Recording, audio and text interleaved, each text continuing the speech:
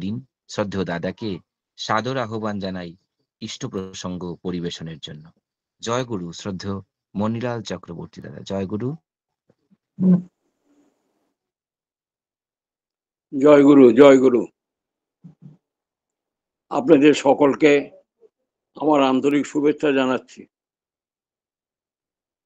পরমপিতার আত্মচরণে প্রার্থনা করি আপনারা সুস্থ থাকুন, সুস্থ থাকুন, আনন্দে থাকুন এবং পরমপিতার নির্দিষ্ট বিধিমাফিক চলে নিজের জীবনকে সুন্দর করুন এবং যাতে পরমপিতার পরশ পেতে পারেন, তাকে আরো আপন করে নিতে পারেন, তার সান্নিধ্য লাভ করতে পারেন, সেই প্রার্থনা আমি করি।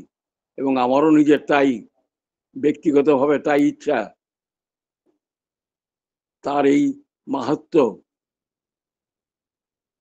তার এই বিপুল বিপুল শক্তি, বিপুল বিপুল জ্ঞান, বিশ্বের সমস্ত জ্ঞান তার মধ্যে বিদ্যমান, আমি তার সাথে থেকে সেগুলি উপভোগ করতে চাই, আনন্দ পেতে চাই, শান্তি পেতে চাই। আর তার চরণে অর্থাৎ তাকে স্মরণ মনন করে আমি জীবনে ধন্য হতে চাই। কেননা তাকে স্মরণ মননটাই হচ্ছে আনন্দ, তার নাম করাটাই হচ্ছে আনন্দ, তাকে চিন্তা করাটাই হচ্ছে আনন্দ।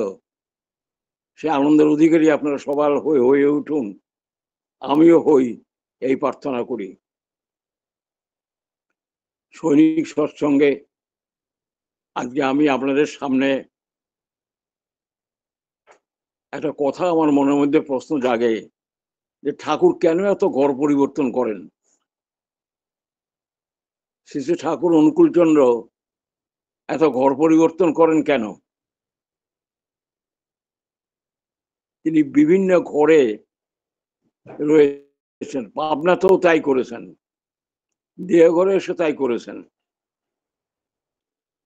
আর আমার ঋত্বিক দেবতা শ্রদ্ধেয় ননীগোপাল চক্রবর্তী মহোদয়কে আমি জিজ্ঞাসা করেছিলাম, ঠাকুর এরকম ঘর পরিবর্তন করেন কেন?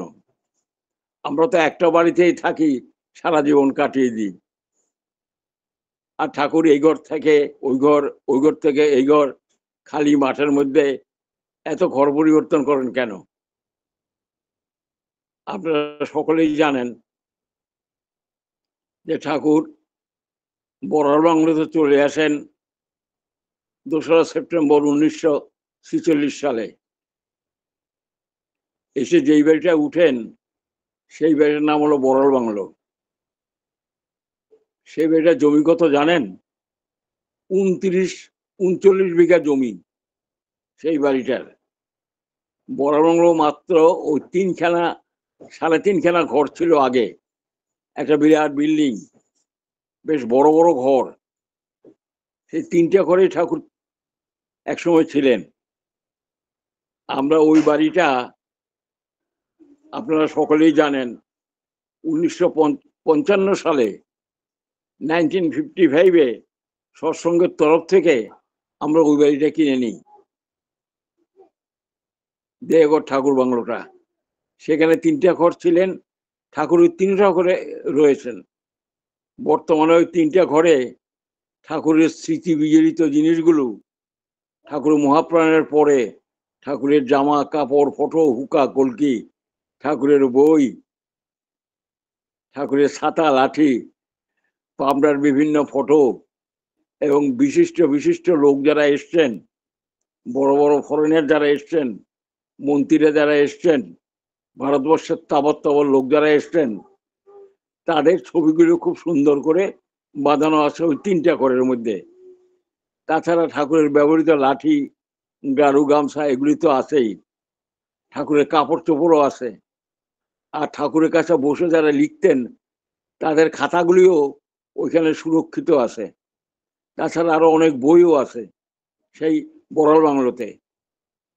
সেই বড়াল বাংলোটা এখন আগে যে জীর্ণ অবস্থায় ছিল, বারিন্দাটা ফাটা ছিল, অনেক ছোট ছিল, সেই বারিন্দা সংস্কার করা হয়ে গেছে। এখন বড়ালমোড়া যেন চকচক করে। শ্রী বরদা ঠাকুর মহাপ্রাণের পরে ওই ঘরে মেমোরিয়া নাম দিয়ে ঠাকুরের স্মৃতি বিজড়িত জিনিসগুলি রেখেছেন। ওই ঘরে ঠাকুর থাকতেন, ঠাকুর নিভৃত কেতনে থাকতেন, ঠাকুর জামতল অঙ্গনে থাকতেন, ঠাকুর খড়ের ঘরে থাকতেন, ঠাকুর নীলা নিবেশে থাকতেন, ঠাকুর পার্লারে থাকতেন। এইভাবে বিভিন্ন জায়গায় তিনি থাকতেন। আপনারা জানেন যে বরানোর মধ্যে আমরা ওই বাড়িটা কিনে নিয়েছি খুব সামান্য টাকা দিয়েই। আর এটা খুব সুখের বিষয় যে ওই বাড়ি কোনো ট্যাক্স দিতে হয় না। ওই বাড়ির ট্যাক্সটা আমাদের বিহার সরকার, গভর্নমেন্ট এটা মুকুব করেছেন। যাক গিয়ে, এগুলো হচ্ছে বড়ালমোড়ার ঘটনা। কিন্তু বড়ালমোড়া খুব পুরনো ছিল। এখন এই বড়ালমোড়ার মধ্যে বহু ঘর উঠে গেছে। আর ঠাকুর বিভিন্ন ঘরে থাকতেন। ঠাকুর নিভৃত কেতন বলে একটা ঘর করেন বড়ালমোড়ার মধ্যেই। কত সালে? 1953 সালের। এবং 1953 সালের সেপ্টেম্বরের 10 তারিখে তিনি ওই নিভৃত কেতনে প্রবেশ করেন। নিভৃত কেতন মানে যে জায়গায় এখন অষ্টধাতুর মূর্তি আছে ঠাকুরের এবং বড়মার মূর্তিটা রাখা হয়েছে, ওই ঘরটাকে বলে নিভৃত কেতন। ওটা ভিতরে আবার আর একটা ঘর আছে। মজা হচ্ছে কি, বাড়ি থেকে দেখা যায় না ঠাকুর কার সাথে প্রাইভেট করছেন, কি করছেন না করছেন। অত কাঠ দিয়ে তৈরি। সেই ভিতরে ঘরে আমি গেছিলামও, দেখেছিও। আমার মনে আছে একটা ঘটনা। মিলার ব্যানার্জি বলে কলকাতার এক দাদা, উনি সিটি কলেজে পড়তেন। উনি একটা নারিকেল নিয়ে মাথা ভেঙে ফেলতেন। শো দেখা যায়, নারিকেল নিলেন তো ঠাস ঠাস করে বাড়ি দিতেন, নারিকেল ভেঙে ফেলাইছেন। লোহার শিক গলায় রেখে এরম করে জোরে এসে লোহার শিকটা বেঁকিয়ে ফেলতেন। মিলার ব্যানার্জি সিটি কলেজের ছাত্র ছিল, দক্ষিণ কলকাতায় থাকতেন, বেশ ব্যায়ামবীর ভালো। আর আরেকজন লোক ছিল উড়িষ্যার লোক, সারঙ্গী বলে নাম, টাইটেল হচ্ছে সারঙ্গী, ব্রাহ্মণ। ওরা দুজন ঠাকুর বাড়িতে অনেকদিন ছিলেন। ঠাকুর একদিন ওদেরকে, আমি নিজে চোখে দেখেছি, 1953 পরে, 55-56-এ ওরা করছে কি, ওদেরকে ডেকে ঠাকুর অনেক কথা কইলেন এবং ওদেরকে ঋত্বিকের পাঞ্জা দিয়ে দিলেন ডিরেক্ট।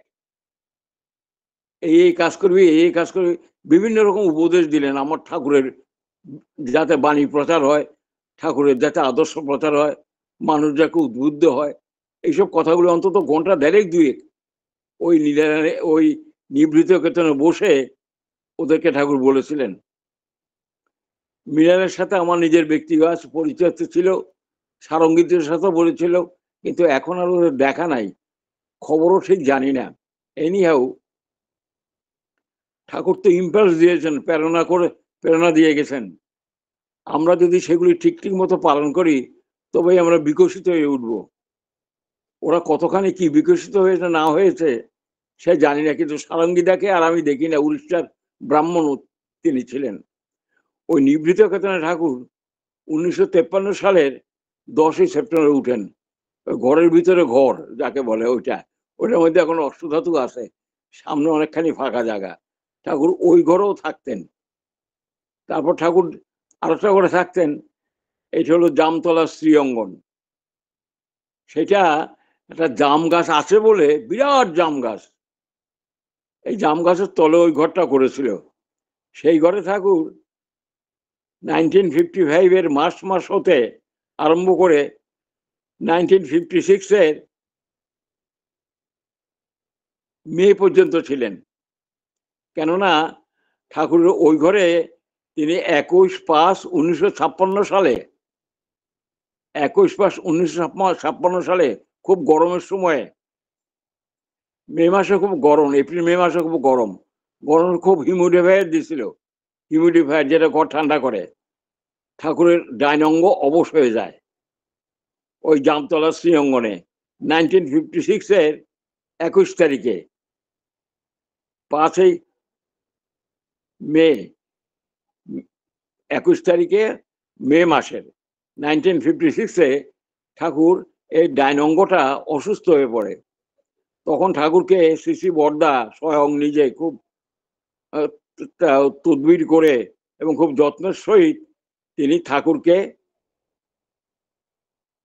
জুন মাসের 13 তারিখে 1956-এ ওই বড় দালানে আবার নিয়ে আসেন, ঠাকুর বাংলাতে নিয়ে আসেন। ওটাকে বড় দালানও বলা হয়। সেই বড় দালানে মানে মেমোরিয়াতে, এখন যেখানে মেমোরি আছে ওই ঘরে আবার নিয়ে আসেন 1956-এ বরদা। তারপর থেকে ঠাকুর সেই ঘরেই থাকতে লাগলেন। তারপর ঠাকুর সেই ঘরে থাকতে থাকতে আরো একটা ঘর করতে বললেন, সেটা হলো খড়ের ঘর। ওই বড়াল বাংলো যেখানে আছে তার সামনেই একদম পশ্চিম দিকে সামনে একটা ঘর আছে, টিনের চাল দেখবেন, আর ঘরটা হচ্ছে খড়ের, খড়ের উপরে টিন দিয়ে দিছে, আর ঘরটা সম্পূর্ণ কাঠের বললেই হয়। খড়ের উপরে অ্যালুমিনিয়াম টিন আছে, আর বাকি সব কিছু কাঠের। এই কাঠগুলো আনছিল আনন্দবাজারে, তখন যে রান্না হতো, এখন মেশিনে রান্না হয়। এখন আনন্দবাজারে রান্না হয় গ্যাসে এবং মেশিনে। আগে আনন্দবাজারে রান্না হয়তো কাঠের, কাঠ দিয়ে বিরাট বিরাট কাঠ আসতো, ছোট ছোট কাঠ আসতো। সেই কাঠগুলো ঠাকুর একদিন দেখে মানে এই কাঠগুলো নিয়ে আয় তো, এই কাঠগুলি দিয়ে ওই খড়ের ঘরটা তৈরি করে। দরজাগুলি দেখবেন ছোট ছোট ছোট ছোট কাঠ আছে। এই কাঠ নিয়ে আসছিল আনন্দবাজারে পুরো ভাত রান্না করার জন্য, ডাল রান্না করার জন্য। সেই কাঠ তিনি কেটে, ওখানকার মিস্ত্রিরা কেটে ওইটা কাঠ, কাঠ দিয়ে ওই ঘরটা বলে। এবং উপরে ছিল খড়। খড়টা সাধারণত শুকিয়ে যায়, খড় পরিবর্তন করতে হয়। ঠাকুরের কি বুদ্ধি দেখেন দাদা! খড়ের উপরে বললেন কি জলে অ্যালুমিনিয়াম দিয়ে দে। তো অ্যালুমিনিয়াম দিলে আর খড়ের মধ্যে জল পড়বে না, কিন্তু উপরে অ্যালুমিনিয়াম আছে দেখবেন, অ্যালুমিনিয়াম দিয়ে জল পড়ে, বাইরে খড় ঠিকই আছে। ওই যে খড়ের ঘর করেছিল 1955-এ, সেটা এখনো আছে। খড় পরিবর্তন করতে হয়নি। এই খড়ের ঘরেও ঠাকুর থাকতেন। সেখানে মাঝে একটা চৌকি ছিল। এখন এখানে অনেকে আমরা বসে টসে প্রার্থনা করি, কিন্তু আগে মাঝখানে একটা চৌকি ছিল। আর অনিল গঙ্গোপাধ্যায়, অজিত গঙ্গোপাধ্যায়দার সহপ্রতিনিধি অজিত গঙ্গোপাধ্যায়দার বাবা অনিল গঙ্গোপাধ্যায়দা ওইখানে ওই বারিন্দায় হাঁটতেন, টহল দিতেন। আর ঠাকুরের ওইখানে, ঠাকুর ভিতরে চৌকির মধ্যে থাকতেন, কে কখন আসবে না আসবে। বহুদিন ধরে এই ডিউটি উনি দিয়ে গেছেন। এই ঘরেও ঠাকুর অনেকদিন ছিলেন।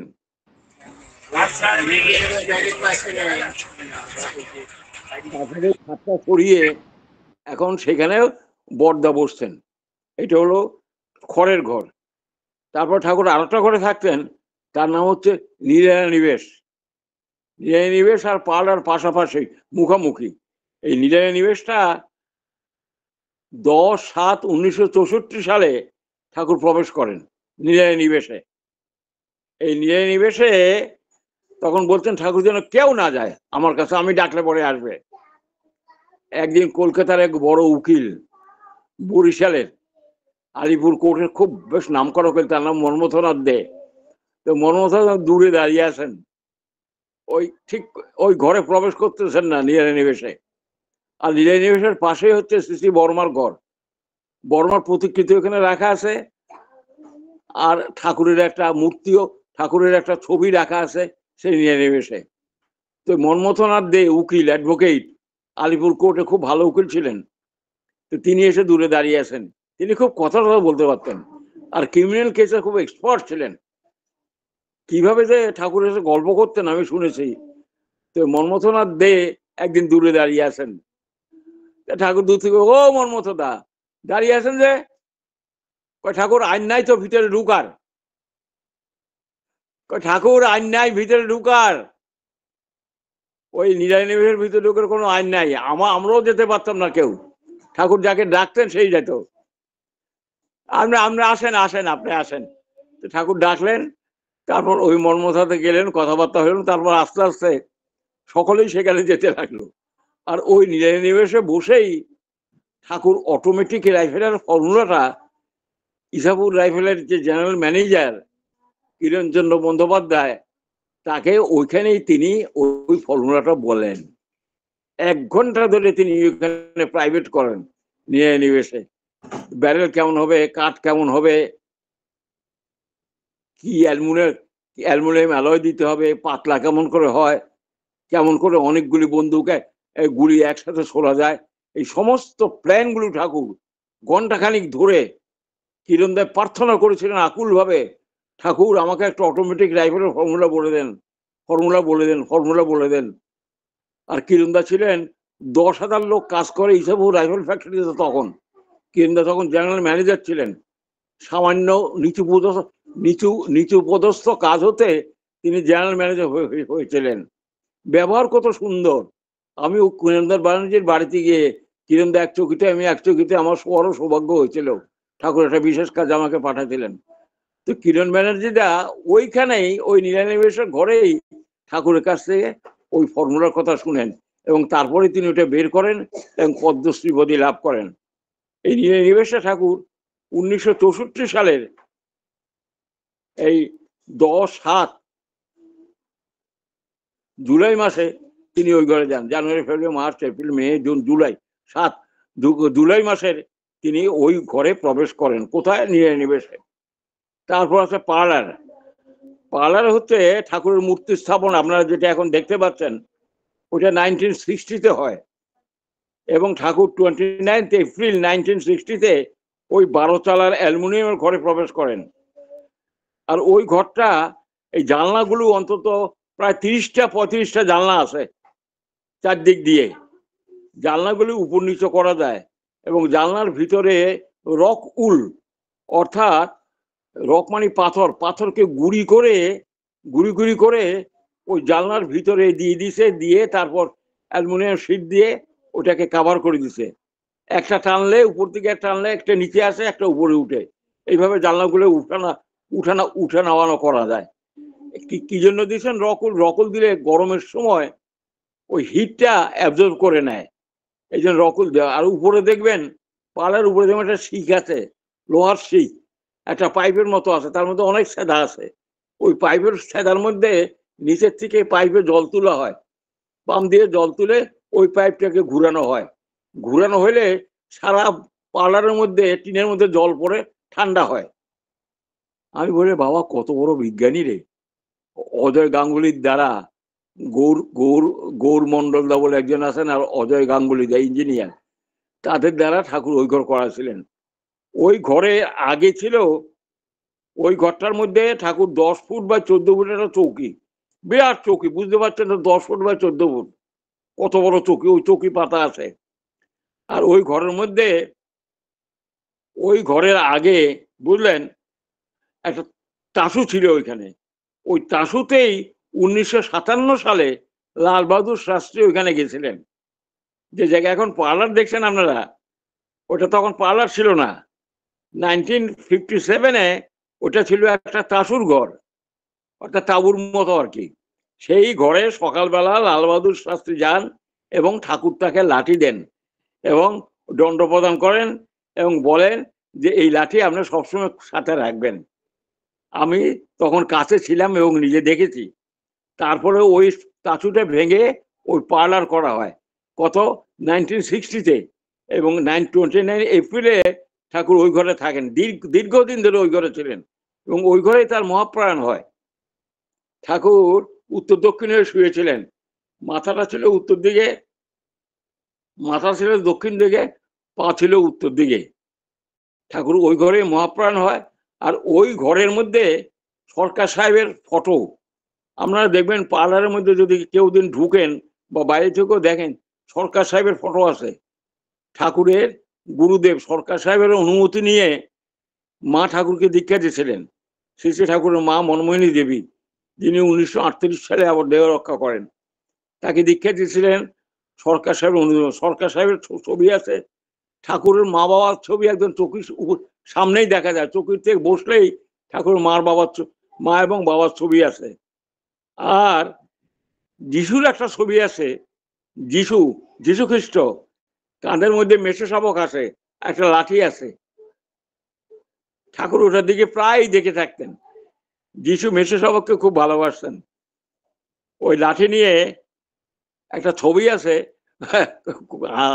বলা বাহুল্য ওই ছবিটা আমি ক্যানিং স্ট্রিট থেকে ঠাকুরের জন্য কিনে এনে দিয়েছিলাম, সেটা এখনো টানানো আছে। আর ঠাকুরের নানান রকম বই, ভেষজ বই, তারপর লাটু মহারাজের স্মৃতির বই, রামকৃষ্ণদেবের বই, তারপর আপনার চক্রদত্ত, ঋগ্বেদ, চরক সুশ্রুতা, তা গ্রন্থাবলী, মফেটের বাইবেল, তারপর কোরআন, গীতা, বিভিন্ন গ্রন্থাবলী ওইখানে আছেন। আর ওইখানে আছে আপনার অনেকগুলি ভেষজ ওষুধের বই, ভারতীয় বন ঔষধ সব আছে ওইখানে। ওই একটা আলমারি আছে, তার মধ্যে আছে। আর পাশেই আর একটা আলমারি, তার মধ্যে আছে এনসাইক্লোপিডিয়া অফ আমেরিকানা, 30-32 খানা খণ্ড। ওই আমেরিকানা, ওই একটা ছোট্ট আলমারি নিচে, মানে 2 টাকার 2টা তাক আছে, আমেরিকানা বইগুলি আছে। আর মাঝখানে ঠাকুরের চৌকি, ওই পার্লার মধ্যে এগুলি সমস্ত আছে। ওই বইগুলো ঠাকুর মাঝে মাঝে দরকার হতো। মনিরুলের ডিকশনারি, জ্ঞানদাসের ডিকশনারি, শব্দকোষ, কি নাই। পরবর্তী সময়ে বর্তমান আমাদের সংঘাচার্য বাবাই বাবু অনেকগুলি বই ওখান থেকে নিয়ে ইয়েতে রেখেছে মেমোরিয়াতে। আমি একদিন জিজ্ঞাসা করলাম বাবাবাবুকে, বাবাবাবু আপনার মফেটের একটা বই ছিল পার্লার গৃহে, ঠাকুরের কাছে ওইটা আমি পড়ে শুনেছিলাম। ওই যখন যিশুকে ক্রুসিফিকেশন করেছিল, যিশুর হাতের মধ্যে ক্ষত ছিল, একটা ওষুধ দিছিল, সে ওষুধের নামটা ওই বাইবেলের মধ্যে আছে। আমি সেটা ঠাকুরকে পড়ে শুনেছিলাম। ঠাকুর হ্যাঁ হ্যাঁ ওই ওষুধ। সেই যে মফেটের বইটা কোথায় গেল, তখন বাবাবু পরে খোঁজ করে জানলেন, আমাকে পরের দিন বললেন, মনিদা ওই বইটা আমি বড় দালানের মধ্যে নিয়ে রেখেছি, কেননা বইগুলো সব লাল হয়ে যায়। কলকাতা ন্যাশনাল লাইব্রেরি থেকে লাইব্রেরির লোকেরা এসে ওষুধপত্র দিয়ে ওই বই টই অন্যান্য জিনিস যা কিছু আছে এগুলি যাতে সুরক্ষিত থাকে তার জন্য আমি ব্যবস্থা করেছি। আমি তখন বুঝলাম মফেটের বইটা কেন নাই। যা গিয়ে এইসব সমস্ত বইগুলো এখানে আছে।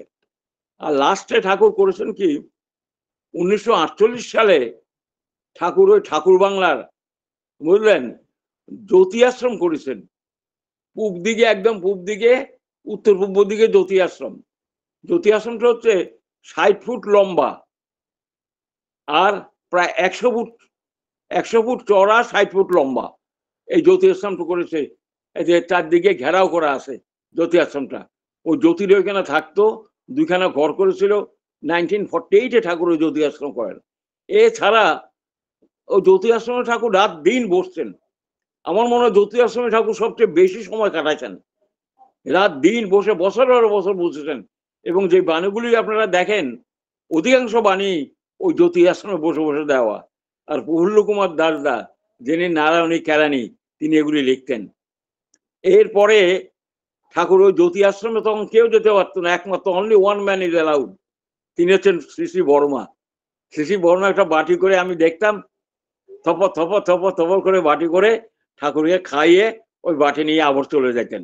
টিফিন দিতেন আর কি ঠাকুরকে সকালে বিকেলে, মাঝে মাঝে ওই বড়মাই যেত শুধু, আর কেউ যেতে পারতো না, কোনো মেয়ে মানুষও যেতে পারতো না। আর সাধারণ লোকেরও যাওয়া নিষেধ, ঠাকুর ডাকলে পরে যেতে হইতো, নতুবা নয়। যদিও আমি 1949-এ এসে ওই ওই জ্যোতি আশ্রমে ঠাকুরের সাথে দেখা করেছিলাম। এই নিয়ে এখন বর্তমানে এখানে অনেক ঘর বাড়ি, আগে তো সব খালি ছিল। আমরা ওইখানে উঠে ওই ঠাকুরের সামনে বসে একটা চৌকি পাতা হইতো, 1948-49-এর কথা বলছি। ওই চৌকির মধ্যে ঠাকুর বসতেন, সাদা ধবধবে একটা ছোট্ট চৌকি, 2 হাত বাই 5 হাতের মতো হবে, কি 6 হাতের মতো হবে। ওই চৌকিতে ঠাকুর বসতেন সাদা ধবধবে বিছনায়। আর আমরা সকলে এখানে ওই তমসার পার অচ্ছেদ্য বর্ণ মহান পুরুষ, ওই ভূষণ আহ্বানে দিতেন। ওইখানে ঠাকুরের সামনেই উঠবোস করে, উঠে দাঁড়িয়ে হাঁটু গেড়ে নীল ডাউন হয়ে এইসব গুরু বন্দন হতে আরম্ভ করে এই সমস্ত করতাম। তখন জয়রাদের ছিল না, ওই একম দ্বিতীয়ম ছিল, ওই সপ্তর্ষি আর পঞ্চর বহি ছিল, ওই করে শেষ করা হইতো। খালি তো মাঠের মতো ছিল, আর কাকর ছিল, একটা নিবৃত্ত কত নিবেশ এগুলি কিচ্ছু ছিল না তখন। 1948-49-এর কথা বলছি আমি। তারপরে আস্তে আস্তে বাড়ি কেনার পরে সমস্ত ঘর টর তৈরি হতে লাগলো ক্রমশ, অনেক কোয়ার্টার হলো, চারদিকে কোয়ার্টার হয়ে গেল, ওই যে জ্যোতি আশ্রমটা বিল্ডিং হয়ে গেল, তারপর দিকে রসেশ্বর মন্দির হলো, ওদিকে অযোধ্যার ঘর টর, আরো অন্যান্য হরিনন্দদার চৌকি, বড়ালবাংলোর চারদিকে 4টে চৌকি ছিল। ঠাকুরের কি প্ল্যান দেখেন, চারদিকে 4টে বড় বড় চৌকি ছিল, ওগুলিকে বলে যাজন চৌকি। উপরে টিন টিন দিয়ে ঘেরাও ছিল, যাতে বৃষ্টি পড়লে কেউ না ভিজে, এবং খুব বড় বড় চৌকি ছিল, 14 হাত বাই 12 হাতের মতো চৌকি ছিল। সেই চৌকিতে এক কোণাতে হরিনন্দদা বসতেন আর যাজন করতেন। এরকম 4টে চৌকি ছিল। একটা ছিল ওই ওই শ্রীঅঙ্গনের কাছে, আর একটা ছিল হরিনন্দদার এখানে কাছে বড়াল বাংলোর এই পশ্চিম দিকে, আর একটা ছিল ওই যেখানে অযোধ্যার ইঞ্জিনিয়ারিং আর একটা ছিল জ্যোতি আশ্রমের পাশে। এই 4টে চৌকি, অর্থাৎ মানুষগুলি যখন ঠাকুর বাড়ি ঘুরে আসতেন, ওই 4টে চৌকিতে 4 জন লোক থাকতো। 4 জন লোকে বসে বসে যাজন করতো, যাতে একটা মানুষও অযাচিত হয়ে না ফিরে যায়। আর এই জন্য ঠাকুর 4 জন লোকও ঠিক করে দিয়েছিলেন যারা ওইখানে বসবেন। দীর্ঘদিন ননীদা ওইখানে বসছিলেন জ্যোতি আশ্রমের কাছে, আমি জানি। রমেশচন্দ্র চক্রবর্তী বসছিলেন শ্রীঅঙ্গনের পাশে যে চৌকি ছিল ওইখানে।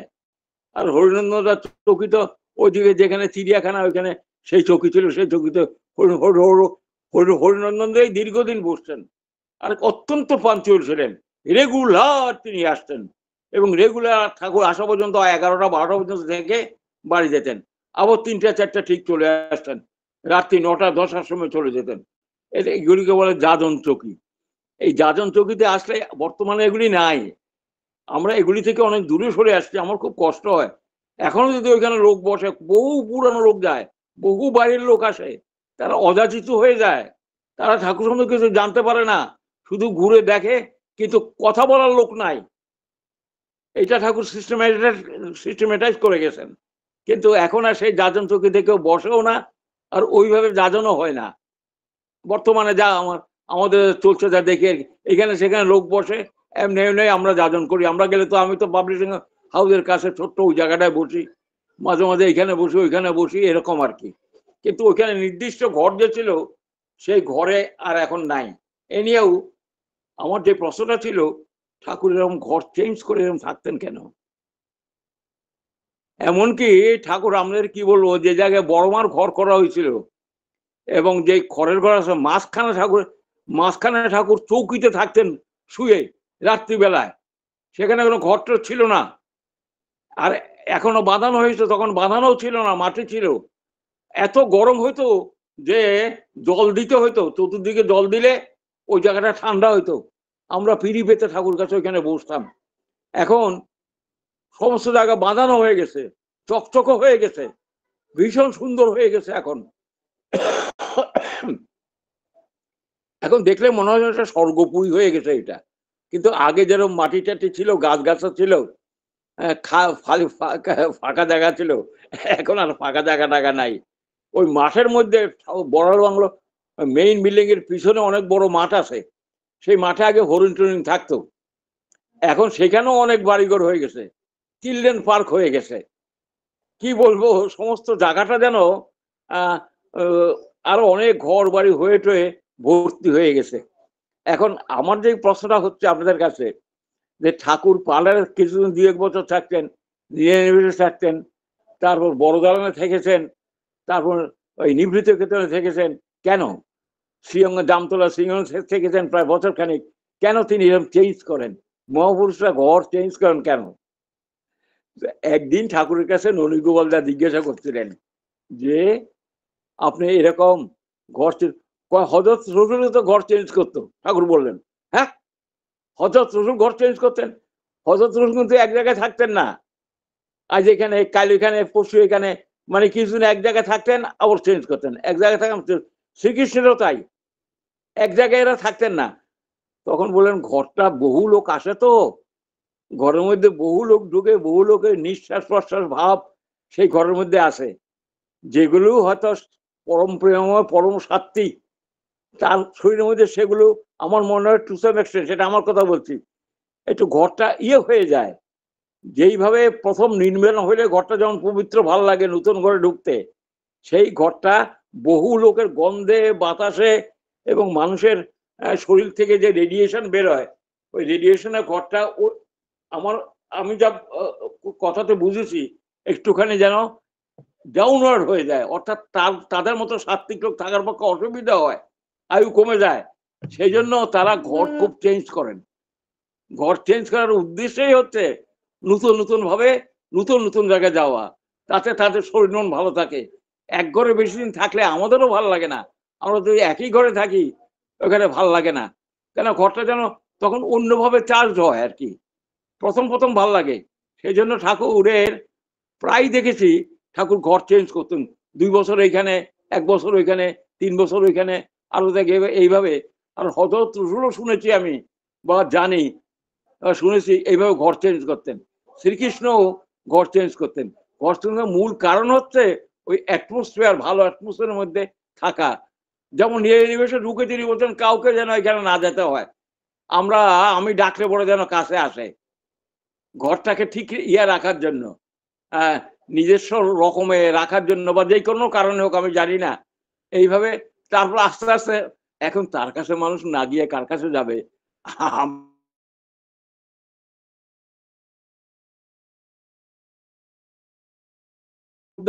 ঠাকুর বাংলাতে দাঁড়িয়েছিলেন, আমি তার পিছনে পিছনে আসছিলাম।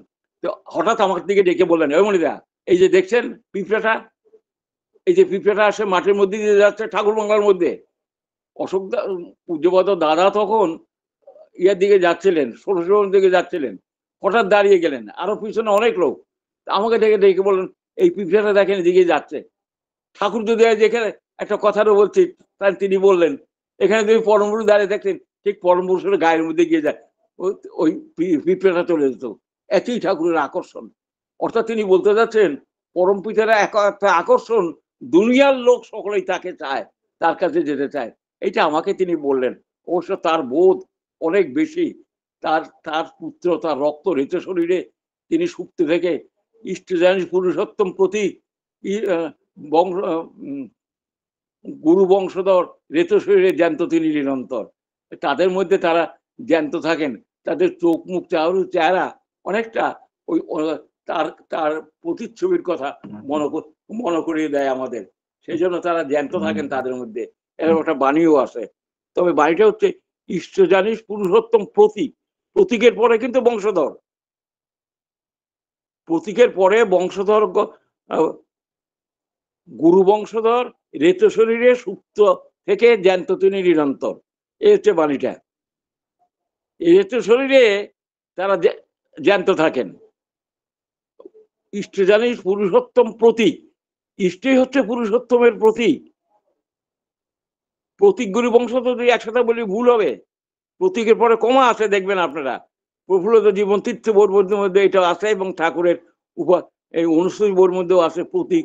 প্রতীকের পরে কমা, পুরুষোত্তমের পরে কমা নাই। জাগিয়ে যে কথা আমি বলতেছিলাম, এই যে চেঞ্জ করেন আর কিছু না, মনটাকে পরিবর্তন করার জন্য, ফ্রেশ এয়ার নেওয়ার জন্য, ফ্রেশ ভাব উদ্দীপনা করার জন্য, আরো যাতে জীবন বেশি দিন বেঁচে থাকা যায়, তার জন্য ঘরটা যাতে কোনো রকম পলিউটেড না হয় আর কি, যাতে বিভিন্ন ভাবের দ্বারা অভিভূত না হয়, যাতে তার জীবন পক্ষের ক্ষতি হয়, এই জন্য তারা চেঞ্জ করতেন মহাপুরুষের ঘররা। পরম পুরুষ আমার কি যে ঠাকুর আমি দেখেছি, পার্লারে কিছুক্ষণ বসে চট করে চলে আসছেন, যেখানে যেখানে বাবু বসে এখন প্রার্থনা করেন। আমাদের সংঘাধ্যক্ষ বা সংঘাচার্য যিনি, তিনি এখন যেখানে প্রার্থনা করেন, ওখানে আগে ওই ইয়েটিয়ে ছিল না, এরকম বেতের ইয়েটা বাস ছিল না, খালি ছিল। ওইখানে ঠাকুর চৌকি বেতে রাত্রে শুয়েছেন।